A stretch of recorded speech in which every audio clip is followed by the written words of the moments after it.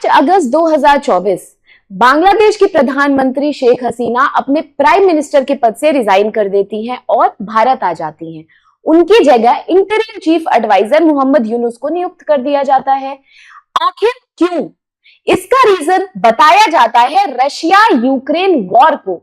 Russia Ukraine war जो कि 2022 से 2024 तक चला आ रहा है, इसकी वजह से बांग्लादेश में कमोडिटी की प्राइस 100 गुना से भी ज्यादा 200 गुना बढ़ चुकी है और उसके साथ साथ इन्फ्लेशन 10% को पार कर चुका है। इन दोनों की वजह से बांग्लादेश की फ्रेजाइल इकोनॉमी कोलैप्स कर चुकी है। प्राइसेस राइज होने की वजह से सारी, स्पेसिफिकली अगर हम बात करें तो वहां के जो बांग्लादेशी स्टूडेंट कम्युनिटी है वो प्रोटेस्ट कर रहे हैं, उनको सपोर्ट कर रही है आवामी लीग की opposition BNP, Bangladeshi nationalist party. से शेख हसीना के भारत आने के बीच का जो टाइम पीरियड है, जो 4 महीने का टाइम पीरियड है, उसमें आखिर बांग्लादेश के हालात क्या हैं? क्या वो हालात अच्छे हैं? क्या वो हालात बुरे हैं? आइए इस वीडियो के माध्यम से जानते हैं। So hello everybody, my name is Supriya Singh. I welcome you all to Chahal Academy and today we are going to discuss about the condition of Bangladesh after post Sheikh Hasina. तो इस अगर हम video में देखें तो हमारा आज का जो टॉपिक है वो बांग्लादेश क्राइसिस के बारे में है और इस 4 महीने के टाइम पीरियड के बारे में है। सो Bangladesh 4 months after Sheikh Hasina, political, social, economic, हम सारे डायमेंशन पे आज इसके बारे में चर्चा करेंगे। तो अगर हम देखें, before starting with the video I would like to give you a very small information. ये बहुत ही इंपॉर्टेंट है, इसको आप ध्यान से सुनो। चहल अकेडमी, अगर आप दिल्ली नहीं आ सकते हो तो आपके लिए ये गोल्डन अपॉर्चुनिटी है। आप अपने घर में बैठ के अच्छे से तैयारी कर सकते हो और ये कोर्सेज आपको एक बम्पर ऑफर के साथ अभी मिल रही है। अगर आप ऑनलाइन कोर्स लेना चाहते हो घर पे बैठे, तो जिस कोर्स के दाम 99,999 है, उसके अभी अगर आप ये कोड यूज करोगे NK50 तो आपको यही कोर्स 49,999 में मिल जाएगी। एट द सेम टाइम अगर आप वर्किंग हो और आप ऑनलाइन लाइव कोर्सेज नहीं कर सकते हो तो आपके लिए भी एक ऑफर है। वो है कि अगर आपको रिकॉर्डेड लेक्चर्स चाहिए तो जो कोर्स 24,999 की है वो आपको डिस्काउंट करके 19,999 रुपीज में मिल जाएगी और ये ऑफर लिमिटेड टाइम के लिए है। So please avail this offer. It is a golden opportunity for you if you want to prepare for the civil services. और अगर आप दिल्ली नहीं आ सकते हो तो अब हम वापस से अपने टॉपिक पे चलेंगे, बांग्लादेश इशू पे। तो ये जो आर्टिकल है ये कहता है what Bangladesh looks like 4 months post Sheikh Hasina. तो हम इसके सारे डायमेंशंस को आज कवर करेंगे। अब आप देखो राइजिंग इशू, तो राइजिंग इशू में मैंने आपको बताया कि बांग्लादेश में शेख हसीना जो है वो बांग्लादेश छोड़ के भारत आ जाती है, वहां पे पॉलिटिकल एनार्की और पॉलिटिकल इंस्टेबिलिटी हो जाती है। एट द सेम टाइम वहां पे मोहम्मद यूनुस को इंटरिम चीफ एडवाइजर नियुक्त कर दिया जाता है। आखिर कैसे वो इस सिचुएशन को संभालते हैं और ये 4 महीने के बीच में बांग्लादेश में क्या क्या चेंजेस हैं, इसको हम देखते हैं। क्योंकि अवामी लीग को पर्टिकुलरली टारगेट किया जा रहा है इस चीज के लिए। कहा जा रहा है कि अवामी लीग नेक्स्ट इलेक्शन को कंटेस्ट ना करे। ये भी कहा जा रहा है कि अवामी लीग को अब हम नहीं पावर में रहने देंगे। अब आप देखो वायलेंस एंड माइनॉरिटी वल्नरेबिलिटी। अभी आप जानते हो कि बांग्लादेश क्या है, बांग्लादेश एक मुस्लिम मेजॉरिटी कंट्री है। अगर बांग्लादेश एक मुस्लिम मेजॉरिटी कंट्री है तो वहां पे माइनॉरिटी कौन है? वहां पे बुद्धिस्ट है जो माइनॉरिटी में है, हिंदूज हैं जो माइनॉरिटी में है। उन पे बहुत ज्यादा वायलेंस हो रही है, उनको प्रोसिक्यूट किया जा रहा है, वो रिफ्यूजी बन जा रहे हैं, उनको मारा जा रहा है और उनके सारे राइट्स को, जो एक बेसिक ह्यूमन राइट्स होता है, उसको कर्ब किया जा रहा है। राइट? उसके अलावा अगर हम इसकी बात करें, माइनॉरिटी की बात करते हैं, उसके अलावा हम इकोनॉमिक चैलेंज की बात करते हैं, तो मैंने आपको बताया कि बांग्लादेश में इन्फ्लेशन जो है वो 10% से ज्यादा एक्सीड कर चुका है। प्लस बांग्लादेश में जो कमोडिटी की जो प्राइस है वो काफी ज्यादा बढ़ चुकी है। तो यहाँ की इकोनॉमिक जो है, इकोनॉमी बिल्कुल ही कोलैप्स हो चुकी है। इन एडिशन टू दैट बहुत सारी और भी प्रॉब्लम्स है, जैसे कि political transition and power struggle. अगर political transition and power struggle की बात करूं तो बांग्लादेशी नेशनलिस्ट पार्टी एक स्ट्रॉन्ग ऑपोजिशन है किसकी? अवामी लीग की। अवामी लीग की लीडर कौन है? शेख हसीना है। और कहा जा रहा है कि बांग्लादेशी नेशनलिस्ट पार्टी जो स्टूडेंट्स हैं जो मास प्रोटेस्ट कर रहे हैं उनको फंडिंग कर रही है और उनको अपने पावर में आने के लिए क्या कर रही है? बहुत तरह की चीजें और बहुत तरह की हथकंडों को अपना रही है।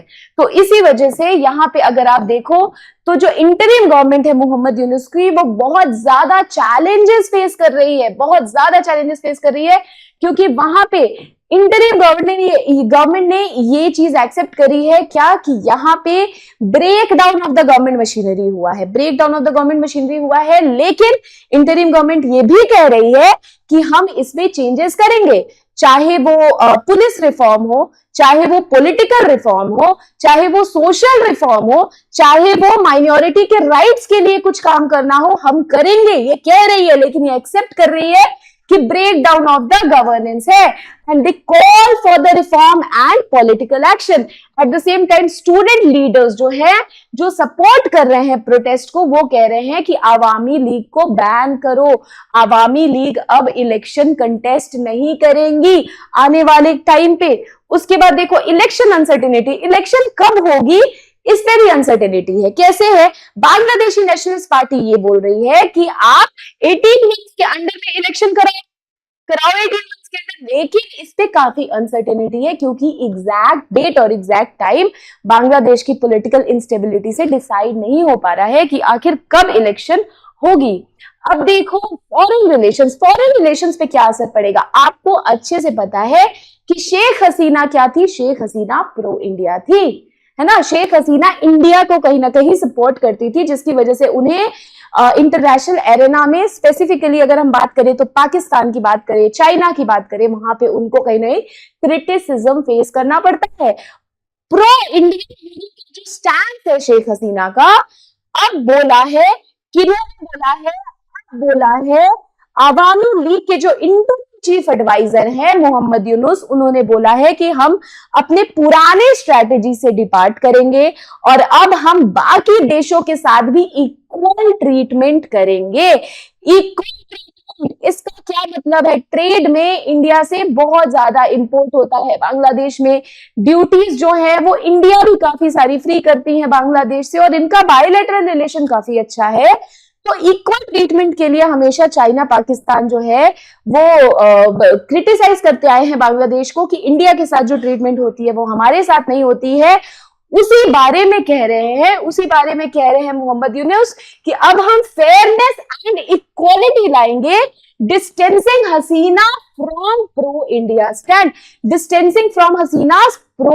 स्टैंड, ठीक है। उसके अलावा बांग्लादेश में जो एक्सप्लोरर है उनका रिलेशन जो है उसको वो स्ट्रेंथन करेंगे, B it Myanmar, Pakistan, all of that. उसके अलावा हसीनाज लीगल ट्रबल, आखिर क्या है इसका मतलब? लीगल ट्रबल, हसीना बांग्लादेश छोड़ करके इंडिया आ जाती हैं, एक्स्ट्राडिशन के लिए बांग्लादेश इंडिया को कहती है कि हमने शेख हसीना के लिए अरेस्ट वारंट इशू किया है। एक्स्ट्राडिशन लॉ के तहत इंडिया से शेख हसीना को बांग्लादेश भेजो, और यही मेन मुद्दा है, यही मेन इशू है कि नवंबर में arrest warrant India extradition India से करने के लिए बांग्लादेश इंडिया को रिक्वेस्ट करती है, और इंटीरिम गवर्नमेंट जो है वो eight the same time investigate कर रही है कि आखिर किसने reason actually responsible for this massive protest and the collapse of polity that has happened in the Bangladesh। इसके लिए वो जानना चाह रही है, इस पे इन्वेस्टिगेशन भी हो रहा है, eight the same time extradition law लगा है शेख हसीना पे और उनको वापस बांग्लादेश बुलाया जा रहा है। इससे शेख हसीना की मुश्किलें, शेख हसीना की ट्रबल्स और ज्यादा बढ़ गई हैं। अभी institutional strengthening and governance, institutional strengthening and governance, मैंने आपको बताया कि इंटरिम गवर्नमेंट मोहम्मद यूनुस ये कह रहे हैं कि जो भी पॉलिटिकल रिफॉर्म है, जो भी इकोनॉमिक रिफॉर्म है, जो भी सोशल रिफॉर्म है, जो भी माइनॉरिटी राइट्स है, हम उन सबके लिए क्या करेंगे, उन सबको लाएंगे, ये सब रिफॉर्म्स लाएंगे। जुडिशियरी में चाहे हो, पुलिस में चाहे हो, सब में हम रिफॉर्म लाएंगे और हम अपने इंस्टीट्यूशन को स्ट्रेंथन करेंगे। And this is saying the same thing कि इंस्टीट्यूशनल रिफॉर्म, क्योंकि पोटेंशियल है जुडिशियरी में इंस्टीट्यूशनल रिफॉर्म की, इलेक्टोरल सिस्टम में इंस्टीट्यूशनल रिफॉर्म की, और पब्लिक इंस्टीट्यूशन में। क्यों? ताकि डेमोक्रेसी और गवर्नेंस स्ट्रांग हो सके। Next point is corruption, need to address the systemic corruption. Corruption बहुत ज्यादा, अब आप खुद सोचो कि जहां पे गवर्नेंस इकोनॉमिक कोलैप्स हो जाती है, गवर्नेंस जहां कोलैप्स होती है, पॉलिटी जहां कोलैप्स होती है, वहां ऑटोमेटिकली है कि corruption would pervade in the society. अब देखो, youth engagement and political mobilisation. I told you कि यूथ जो है, जो मेन जो स्टूडेंट्स हैं, they are opposing Sheikh Hasina. As a consequence to that she had to resign and go to India, leave Bangladesh. तो youth बहुत जल्दी रेडिकलाइज हो सकते हैं, ठीक है, और हो जाते हैं। जैसे इंडिया का केस में अगर हम देखें तो 1989 का टाइम पीरियड था जब जम्मू कश्मीर में इलेक्शंस हुए थे। ऑल ओवर इंडिया हुआ था लोकसभा इलेक्शंस, और जम्मू कश्मीर में जो थी उसमें रिगिंग के बेसिस पे जम्मू कश्मीर के लोगों ने जो भी बहुमत आई थी और जिनकी सरकार बनी थी उनको मानना मना कर दिया था कि, और इल्जाम लगाया था कि ये इलेक्शन रिग्ड है। उसी की वजह से आफ्टर 1989 हम देखते हैं कि जम्मू कश्मीर में मिलिटेंसी का राइज होता है। तो हम ये कह सकते हैं कि ये रेडिकलाइज्ड यूथ थे जिन्होंने हथियार उठा लिए। बुरहान वानी की मौत, ये एक बहुत बड़ा एग्जाम्पल है। बुरहान वानी एक बड़ा मिलिटेंट कमांडर था जम्मू कश्मीर का। उसी तरह से रेडिकलाइज यूथ बहुत जल्दी हो जाते हैं। वही चीज कह रहे हैं कि यूथ को जो एनर्जी है वो यूथ में बहुत ज्यादा है, उसको हम पॉजिटिव डायरेक्शन में अगर चैनलाइज करेंगे, उनको मोबिलाइज करेंगे, गलत तरीके से मोबिलाइज होने से उनको अगर रोकेंगे तो हमारे लिए अच्छा होगा। इसमें हमें रिफॉर्म लाने की बहुत ज्यादा जरूरत है। सो पॉलिटिकल एक्टिविटी, यूथ बहुत ज्यादा इंपॉर्टेंट रोल प्ले करता है। So there has to be reforms related to the youth to prevent them from getting radicalized and prevent them from getting politically instabilize the country. Apart from that political radicalisation, youth का तो demand होता ही है। वो तो कह ही रहे कि अगर हमारी डिमांडें नहीं पूरी हुई, हमारी मांगे नहीं पूरी हुई, तो what, we would again protest. तो वही चीज कह रहा है कि ये बहुत ज्यादा क्या करती है, एक्सट्रीमिस्ट फैक्शन को राइज करती हैं।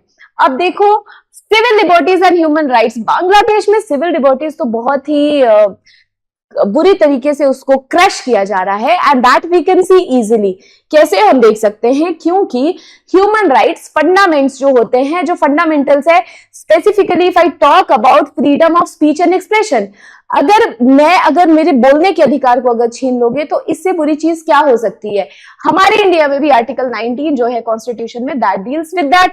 तो ये यहाँ पे सप्रेस किया जा रहा है, ये सप्रेस किया जा रहा है, और इतना सप्रेस किया जा रहा था जिसकी वजह से क्या हुआ, एक बार में large scale massive protest and political anarchy हो गई। सिविल राइट्स को स्पेसिफिकली यूथ के लिए, यूथ में क्या किया जाता है कि उनके रेडिकलाइज यूथ नहीं बोलूंगी मैं, बोलूंगी यूथ को किसी भी तरीके से उनके सिविल राइट्स को छीना जा रहा था पिछले कुछ टाइम में। अब कहा जा रहा है कि जब रिफॉर्म करा जाए तो रिफॉर्म में इन दोनों में क्या किया जाए, मिक्सचर किया जाए। क्योंकि रिप्रेशन वर्सेस रिस्टोरेशन, आप रिप्रेस करो एट द सेम टाइम आप रिस्टोर भी करो। आप रिप्रेस करो एट द सेम टाइम, मतलब जो गलत है उसके लिए आप उनको रोको, but at the same time उनके कंप्लीट आप freedom of speech and expression को डोंट टेक इट अवे।